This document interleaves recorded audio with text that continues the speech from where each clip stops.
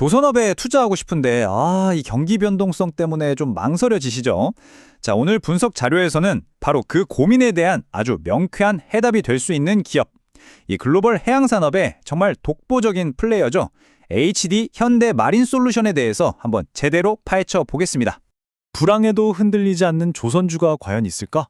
아마 이 질문에 대한 가장 흥미로운 대답이 될 수 있는 기업이 아닐까 싶어요. 왜냐하면 새로운 배를 얼마나 수주하느냐랑은 거의 상관없이 아주 꾸준하게 돈을 버는 정말 독특한 비즈니스 모델을 가졌기 때문이죠. 그 사업 모델의 핵심, 바로 이 선박 애프터마켓 솔루션이라는 건데요. 아주 쉽게 말해서 배가 한번 만들어지고 나서부터 완전히 고철이 될 때까지 그 긴 시간 동안 필요한 모든 관리를 책임지는 사업이라고 보시면 됩니다. 그러니까 배를 만드는 일반 조선사랑은 아예 게임의 룰이 다른 거죠. 자, 그럼 오늘 우리가 함께 파헤쳐볼 내용들입니다. 이 회사가 왜 세상 모든 배들의 정비공이라고 불리는지, 그리고 진짜 돈은 대체 어디서 버는 건지, 또 가장 중요한 세 가지 핵심 투자 포인트와 반드시 짚고 넘어가야 할 리스크 요인들, 그리고 마지막으로 가장 궁금해하실 구체적인 매매 전략과 목표 주가까지 아주 명확하게 짚어보겠습니다. 네, 그럼 첫 번째 섹션, 세상 모든 배들의 정비공입니다. 이 비유 하나만 딱 들어보셔도 이 회사가 어떻게 절대로 가라앉지 않는 비즈니스 모델을 만들었는지 바로 감이 오실 겁니다. HD 현대마린솔루션은 원래 현대중공업의 서비스 부문에서 시작했어요. 이게 왜 중요하냐면요. 새로운 배를 수주해야만 실적이 나오는 일반 조선사들과는 이게 근본적으로 다르다는 겁니다. 이 회사는 이미 저 넓은 바다 위를 떠다니는 수만 척의 배들을 상대로 장사를 하기 때문에 조선업 불황이라는 파도에도 거의 흔들림 없는 아주 안정적인 실적을 낼 수밖에 없는 그런 구조인 거죠. 그리고 그 안정성의 배경에는 바로 이 압도적인 숫자가 있습니다. 바로 40%. 전 세계를 항해하는 배의 10척 중에 4척의 심장, 그러니까 중형 엔진을 모회사인 HD현대가 만들었다는 뜻입니다. 이건 그냥 점유율이 좀 높네? 이 수준이 아니라 어마어마한 가두리양 식장 같은 시장을 이미 확보하고 있다는 의미입니다. 왜 가두리 시장이냐고요? 바로 이 문장이 그 답입니다. 생각해보세요. 배의 심장인 엔진은 안전과 직결되죠. 심지어 보험 문제까지만 얽혀 있어서 선주들은 다른 선택지가 없어요. 엔진을 만든 바로 그 회사의 순정 부품과 서비스를 쓸 수밖에 없는 겁니다. 즉, 전 세계 40%의 배들은 좋든 싫든 HD 현대마린솔루션에 말 그대로 빼도 박도 못하는 평생 고객이 되는 거죠. 그 누구도 침범할 수 없는 아주 강력한 경제적 해자를 구축한 겁니다. 자, 그럼 두 번째 섹션으로 넘어가서 이 회사의 진짜 이익이 어디서 나오는지를 한번 속 시원하게 들여다보겠습니다. 아마 그냥 재무제표의 매출 부분만 보시면 하고 깜짝 놀라실 수도 있어요. 2025년 3분기 예상 매출 비중을 한번 보시죠. 핵심 사업인 AM솔루션이 약 48% 정도, 그리고 벙커링, 그러니까 선박의 연료유를 공급하는 사업이 41%로 거의 비슷해 보입니다. 이것만 보면 둘 다 중요한 사업이네? 이렇게 생각하실 수 있는데 이게 이야기의 전부가 절대 아닙니다. 바로 여기서 아하 하는 순간이 옵니다. AM솔루션은 비싼 부품이랑 기술 서비스 중심이라 마진이 아주 높은 이 회사의 핵심 이익 창출원인 반면에 벙커링은 그냥 기름 사다가 파는 거라 매출 규모만 컸지 이익은 거의 남지가 않는 사업이에요. 그러니까 이 회사의 이익은 사실상 전부 다 AM솔루션에서 나온다고 해도 과언이 아닌 거죠. 이 매출 비중이라는 착시에 절대 속으시면 안 됩니다. 이 구조가 어떤 마법을 부리는지 바로 이 그래프가 아주 명확하게 보여줍니다. 2025년 예상 매출은 13.6% 성장하는데 영업이익은 그 2배가 넘는 28.9%나 급증할 것으로 예상돼요. 바로 돈을 버는 사업, 즉 고마진인 AM솔루션의 성장이 회사 전체 이익을 폭발적으로 끌어올리는 아주 강력한 영업 레버리지 효과가 나타나고 있는 겁니다. 자, 이제 세 번째 섹션입니다.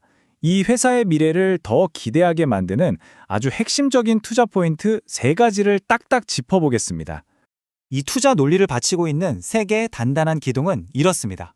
첫째, 전 세계적인 탈탄소와 디지털화라는 거스를 수 없는 거대한 순풍이 불고 있고요. 둘째, 아무도 넘볼 수 없는 독점 라이센스와 데이터라는 막강한 해자를 가졌죠. 그리고 셋째, 미 해군 함정 정비 시장 진출이라는 어마어마한 미래 성장 동력이 기다리고 있습니다. 특히 이 시간과 맞물려 있는 촉매제가 아주 흥미롭습니다. 2021년 조선업 호황기 때 대거 발주됐던 그 최신 선박들이요. 보증 기간이 끝나고 본격적으로 돈 들어가는 정비가 필요한 5년 차를 맞는 시점이 바로 2026년입니다.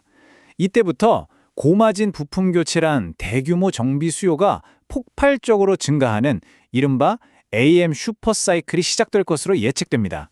이건 뭐 예측 가능한 거대한 기회의 파도가 지금 눈앞에 몰려오고 있는 거죠. 물론 이렇게 장밋빛 전망만 보고 투자할 수는 없겠죠. 네 번째 섹션에서는 우리가 반드시 눈여겨봐야 할 리스크 요인들을 아주 현실적으로 점검하면서 균형 잡힌 시각을 갖춰보겠습니다.